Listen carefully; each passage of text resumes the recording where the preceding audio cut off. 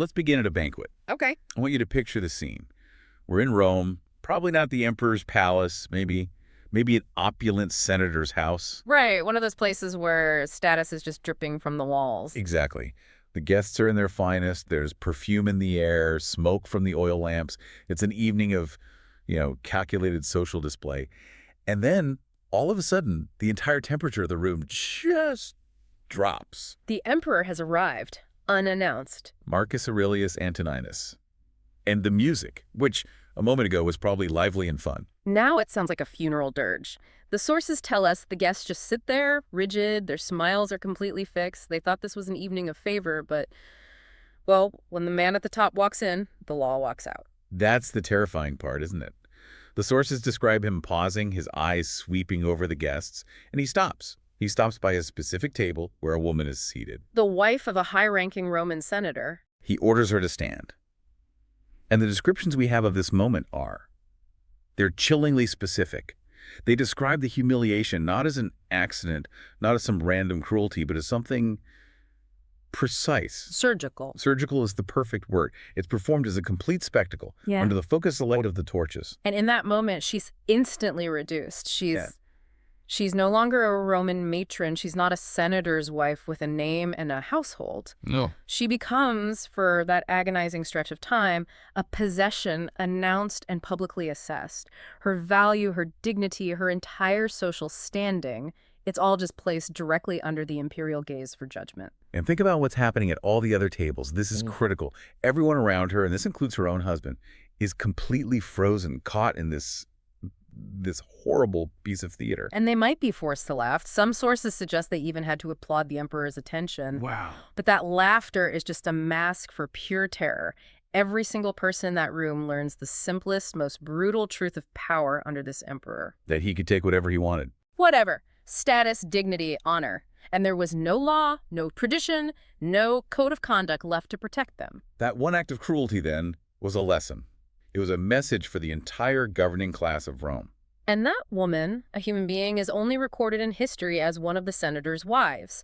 Her identity is just stripped away, swallowed by the documentation of imperial abuse. And the man passing this judgment, the priest-king who had dragged his eastern god to the very heart of the Palatine Hill. Marcus Aurelius Antoninus, known to history and infamous to us as Elagabalus. So this scene we just described, this use of the banquet hall as a stage for testing the absolute limits of human dignity, it comes to us mostly through what are, let's be honest, angry partisan accounts. Oh, absolutely. We're talking about fragments from Cassius Dio, a senator who actually lived through this period, and the, let's call it, sensational, morally outraged collection of biographies known as the Historia Augusta. And we have to acknowledge that bias right up front, don't we? It's crucial. These texts are often described as bloodstains on the page. They were written by his enemies, by moralists who were deeply invested in painting him as the ultimate example of depraved tyranny. It justified his removal. It completely justified his violent removal. They had a vested interest in delegitimizing his entire 4-year reign. So the history we have is not pure. It's not objective. It is stained with a political agenda. But, and this is what's so horrifying, what emerges across these different hostile accounts is a consistent pattern. The pattern, yeah. This emperor systematically used the most social, most intimate gatherings, banquets, as a dedicated laboratory for humiliation. He was targeting the most vulnerable currency of the Roman elite, their honor. And specifically the honor of their high-ranking women. Right. So that brings us to our mission for this deep dive. We're going to try and look beyond just the sensationalism. We have to acknowledge the bias, but we also have to try and understand the profound institutional crisis Elagabalus created. And the central question we really want you, the listener, to consider is this. What happens when the person at the very top of the political structure decides that basic human dignity is entirely optional? And how does that single decision corrode the very foundations, the underlying social fabric of a political society? Okay, but let's get into it. Let's unpack this. To really understand the spectacle, we first have to understand the man.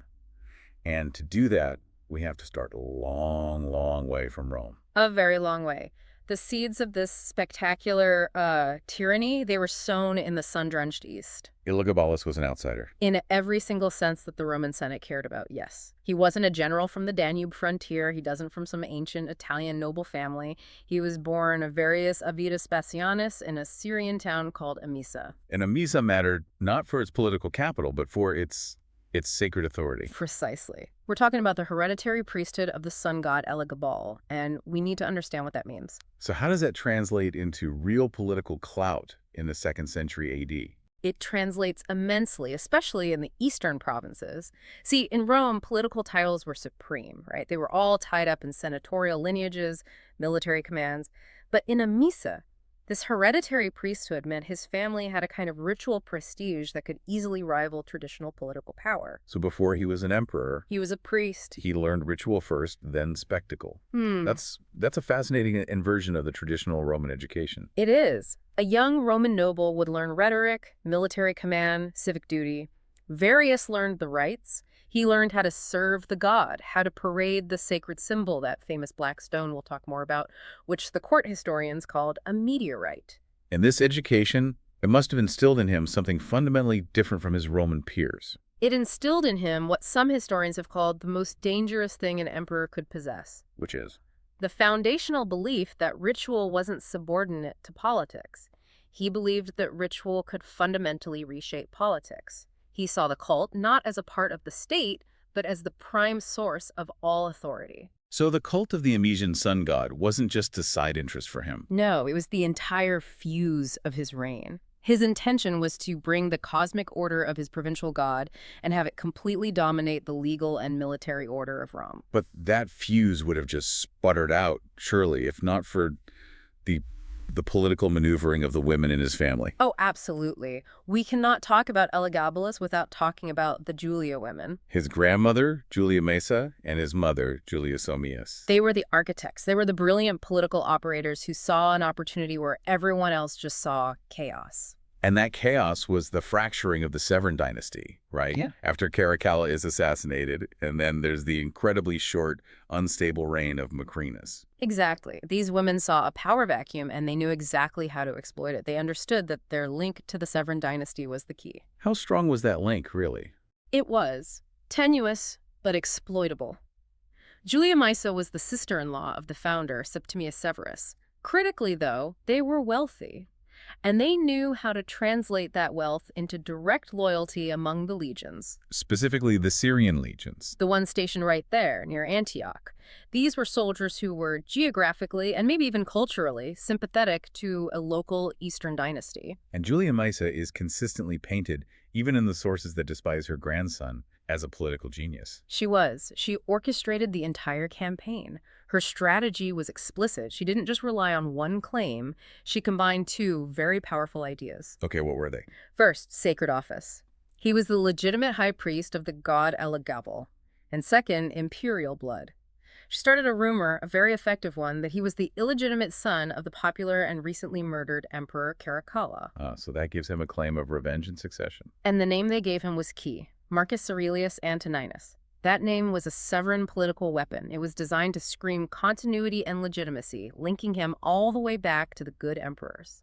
So she had the money, she had the narrative, and she had the soldiers ready to listen. It wasn't a long civil war. It was a quick, decisive provincial revolution. It was bought with Maesa's gold and secured by the steel of the Syrian legions. So in 218 AD, the legions proclaimed this young priest as their emperor. The forces loyal to Macrinus were routed pretty quickly. Macrinus was hunted down and killed, and Rome was suddenly faced with this astonishing reality. A teenager, somewhere between 14 and 18 years old. The sources can't quite agree. A teenager who had never held a traditional Roman office, who had never led an army in the field, had taken the purple. The Senate must have been absolutely stunned. Completely. They were used to seasoned military men or established nobles from ancient families. Elagabalus was neither. He was a religious figurehead, a political symbol, lifted to power by a combination of his grandmother's ambition and the loyalty of provincial soldiers. It's a seismic shift in where imperial power could even come from. And the Senate's power, which was already diminished, was about to be challenged in ways they could never have possibly imagined. He arrived not just to rule, but to remake religion, to remold ceremony. And most threateningly of all, to utterly destroy the boundaries between private and public life inside the palace walls. Which brings us right to that collision, the collision of cult and capital. When Elagabalus finally gets to Rome, the city must have felt the shockwave of this revolution almost instantly. He made no attempt to assimilate. None. He demanded that Rome assimilate to him. He arrived not just with guards, but with his whole retinue of Syrian priests and, of course, that sacred black stone. The symbolic heart of his god. And his immediate, non-negotiable goal was integrating this foreign provincial cult into the very fabric of Roman life.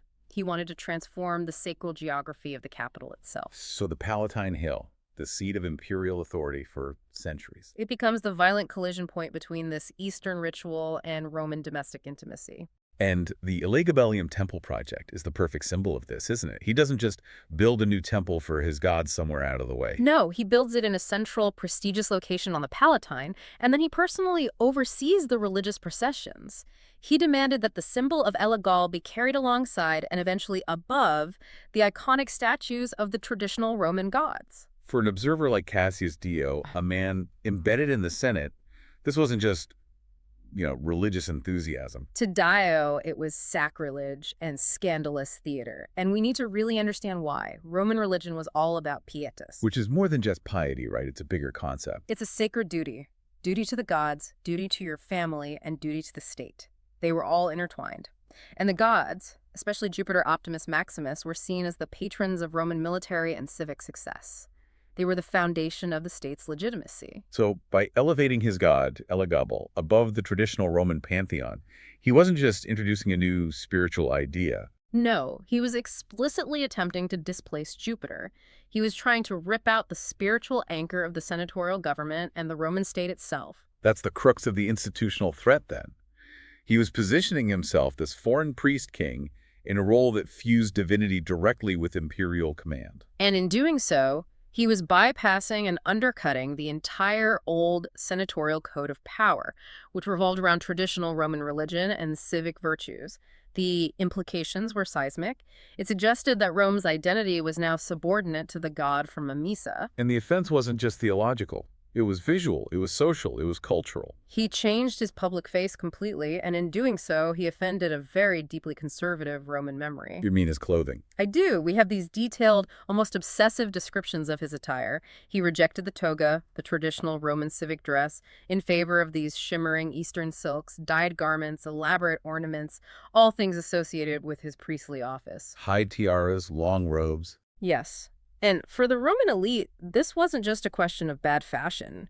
It was a visible rejection of pietas and all their cultural norms. Roman masculinity was so tightly bound up with appearing serious, restrained, civic-minded. And these Eastern garments were viewed as effeminate, luxurious, a sign of a lack of self-control, which in Roman eyes translated directly into a lack of fitness to rule. It was a political statement. And he publicly invested his office of high priest with supreme imperial privilege.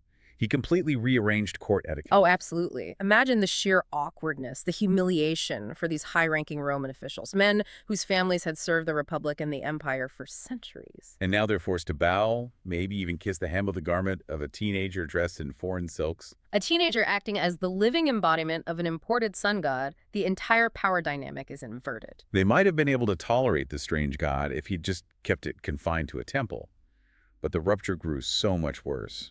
Because Elagabalus took this new, fused language of divine and imperial power, and he moved it into the most intimate of spaces. The palace banquet. That's the vital transition. Yeah. The Palatine banqueting halls, the triclinium, and the secluded chambers, they became literal laboratories for political destruction.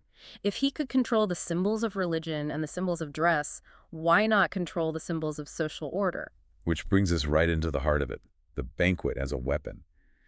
The official records, even though they're hostile, they dedicate huge amounts of space to the emperor's extraordinary excesses. So much space. We read about these banquets stretching for 2 days, meals of exquisite and repulsive luxury.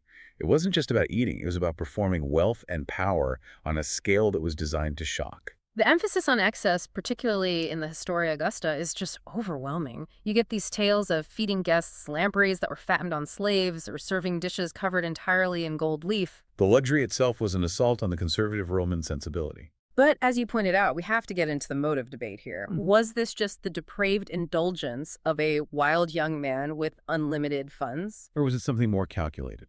And I believe the pattern just screams strategy. If it were only indulgence, it would have been random. But the consistent targeting, the structure of the humiliation, it suggests an intentional assault on the Roman aristocracy. A conscious strategy to unmake the elite's moral authority. He wasn't just throwing parties, he was enacting state terror at the dinner table. So let's break down the mechanisms. These weren't just social gatherings. They were theaters with very specific, very high-stakes rules. Where status, gender, and dignity were treated as props. Props to be deliberately rearranged and weaponized by the emperor's whim. And the most vicious tool in this laboratory of social engineering was the ritual display of wives. This detail is reported in multiple independent traditions. Chroniclers describe these instances where Elagabalus would instruct his attendants to parade noble women, the wives of senators, before the entire gathering. Let's just pause on the gravity of that for a moment. For you, the listener, understand.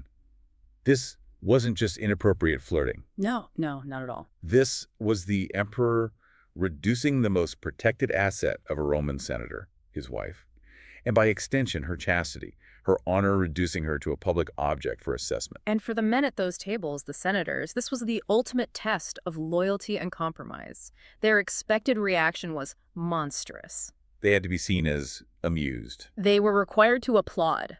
They had to accept, in public, the profound, soul-crushing insult being dealt to their entire household. If you were a senator watching your wife, the mother of your children, the manager of your state, the absolute linchpin of your civic reputation, become an object of imperial commentary, of sexualized measurement, you were fundamentally stripped of your power. You were reduced to a compliant audience member. Your silence, your forced smile was a public confirmation of your own political impotence. Cassius Dio's fragments really capture the legal outrage.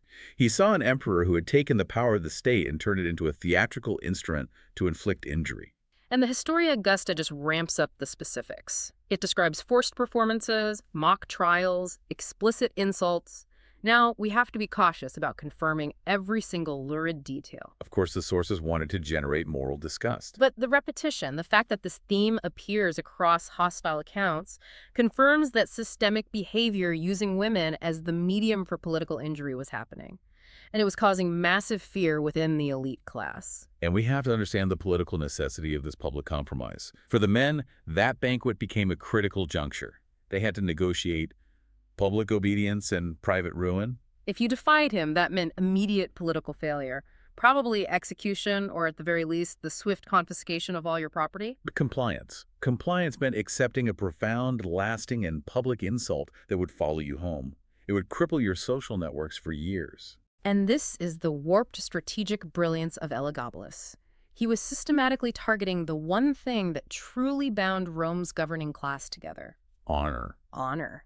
It was, in essence, the social and political fabric of Roman society. It defined who you were, who owed you favors, whose opinions mattered in the Senate and the Forum. So if Elagabalus stripped that honor from a man publicly, especially by degrading his household, he crushed the man's ability to function as a legitimate power broker. This was something heavier than humiliation.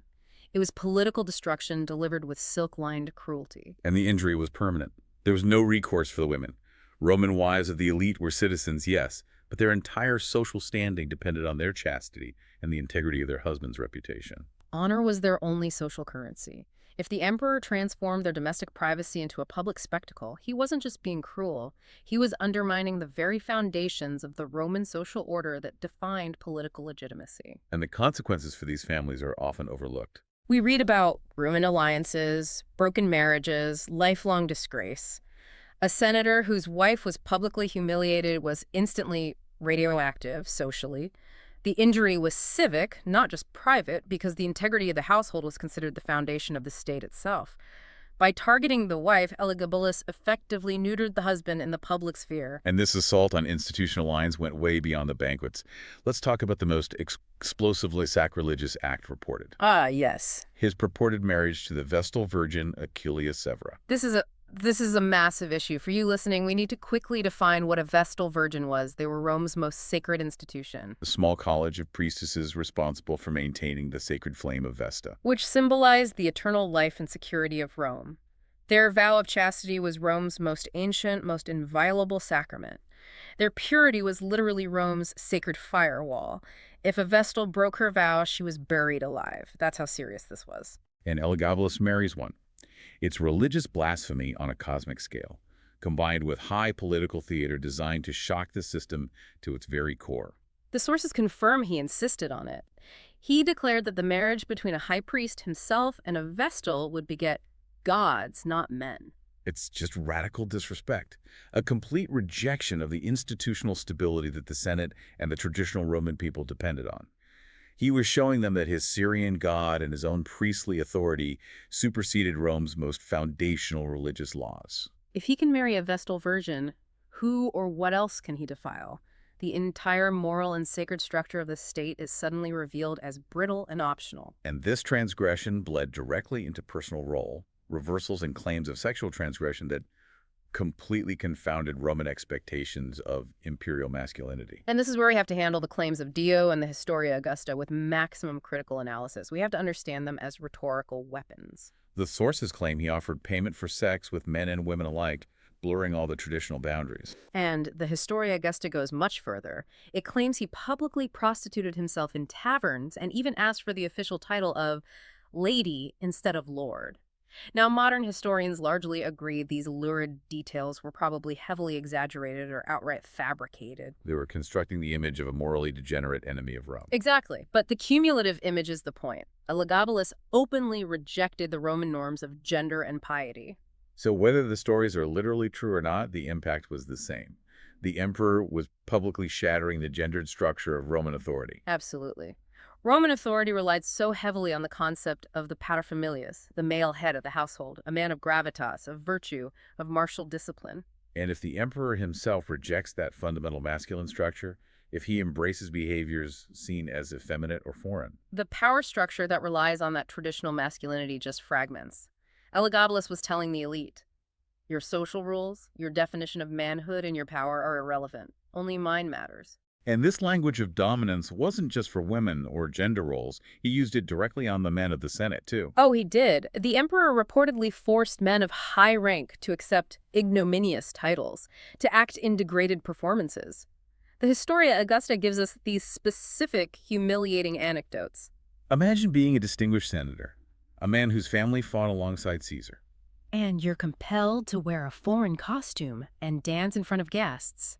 Or worse, you're forced to serve the emperor as a domestic slave for a single, terrifying night. That is profound psychological and political subversion. These acts weren't just for amusement. They were a clear, unmistakable language of dominance. To force a man of honor, a man whose political power came from public respect, to grovel like that. It confirmed for everyone present exactly who held the power. It completely subverted the grammar of Roman authority, which relied on a degree of mutual, if hierarchical, respect between the emperor and the senatorial class. When dignity can be denied at a ruler's whim, the institutions that depend on mutual respect, the Senate, the courts, military command, they lose all coherence. The political language is broken.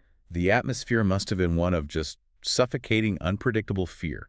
You'd get an invitation to dinner, and you wouldn't know if it was an honor or a precursor to your own destruction. It was institutional terror.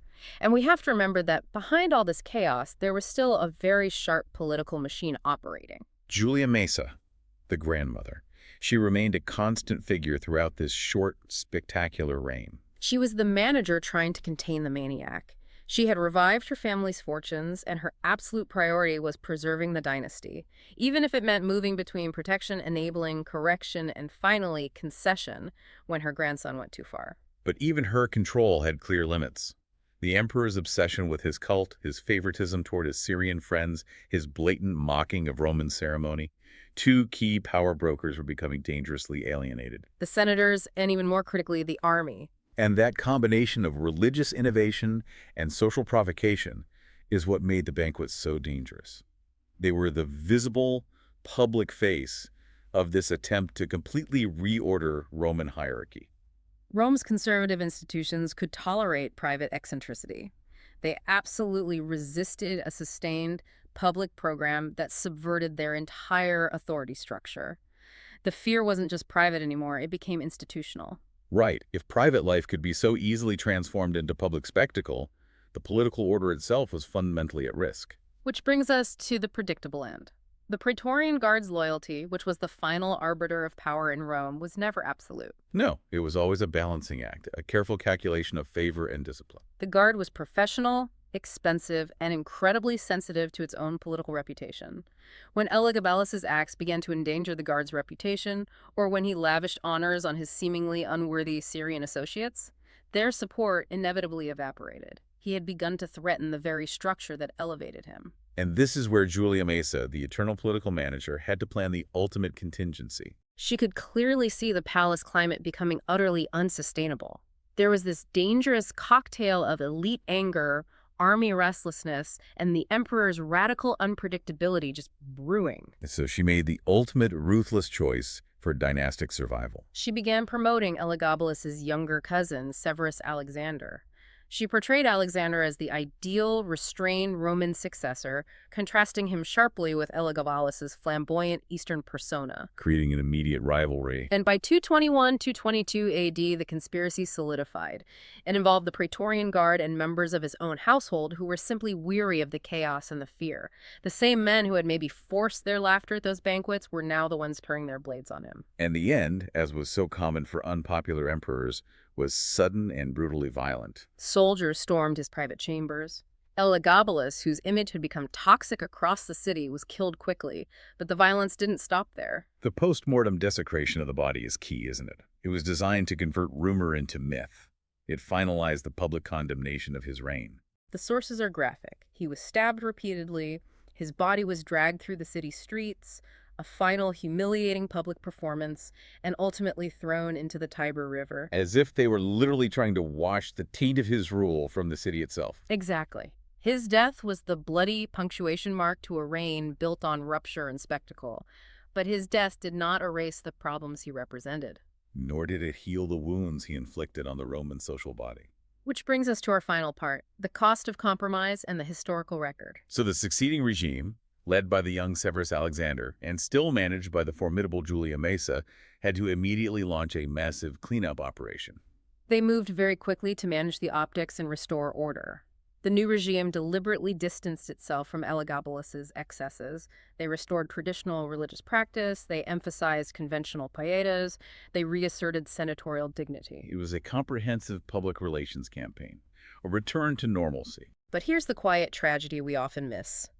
For the survivors of the banquets, for the men who lost their honor, and especially for the women who were publicly disgraced, restoration meant absolutely no justice. The state's priority was stability, institutional survival, not retribution or personal accountability. The Julia women, having orchestrated this transition, secured their own survival and the continuity of the Severan name by trading excess for stability, and the victims, they were effectively folded back into a collective silence. The personal cost must have been lifelong, corrosive. For women who had been paraded, they suffered what we would call lifelong damage.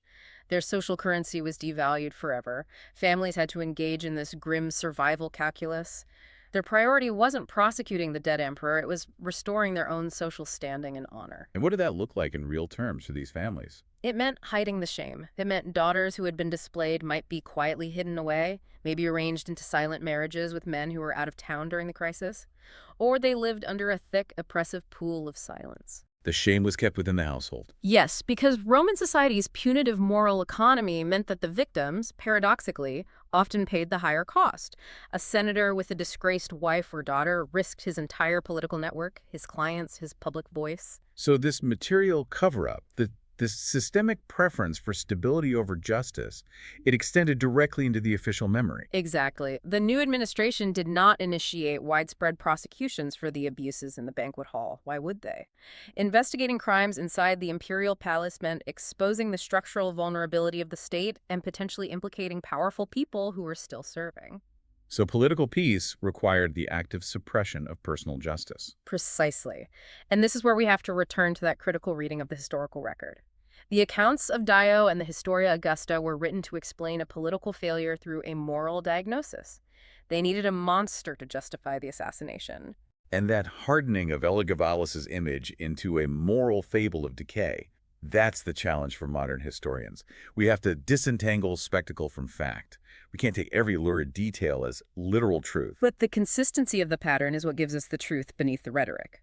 While exaggerated, the claims intersected with genuine, observable institutional vulnerabilities.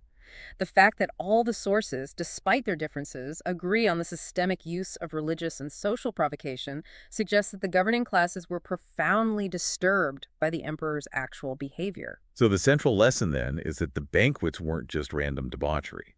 They were highly effective political techniques, calculated abuses of power that targeted vulnerable bodies to send messages to powerful men. And this level of targeted violence forced Rome to confront a terrifying new reality. Yeah. State power was now operating directly on domestic life. It broke the fundamental boundary between public decree and private integrity.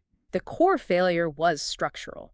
The imperial system's concentration of sacred and temporal power in a single person, especially an unstable or revolutionary one, created this combustible environment. When the emperor could reassign respect at the table, he could subtly, corrosively, and permanently reorder politics. This is what you call symbol-level violence. He appropriated the most intimate, sacred symbols, marriage, chastity, hospitality, and transformed them into weapons to terrorize social networks. Instead of just executing opponents, which is noisy and can create martyrs, he poisoned their alliances and crushed their legitimacy through public theatrical humiliation. And the final choice of the Roman system, when faced with this rupture, was compromise. It chose continuity, stability, collective social silence. It chose those things over demanding personal justice or accountability for the victims. And that choice allowed the story of Elagabalus to harden into that simplified tale of spectacular vice and divine punishment. It's so much easier for history to record the noise of the scandal and the collapse of the ruler. The emperor's name endures for the spectacle and the sacrilege. But the lasting wound, the deeper lesson of this deep dive, is found in that quiet, long aftermath.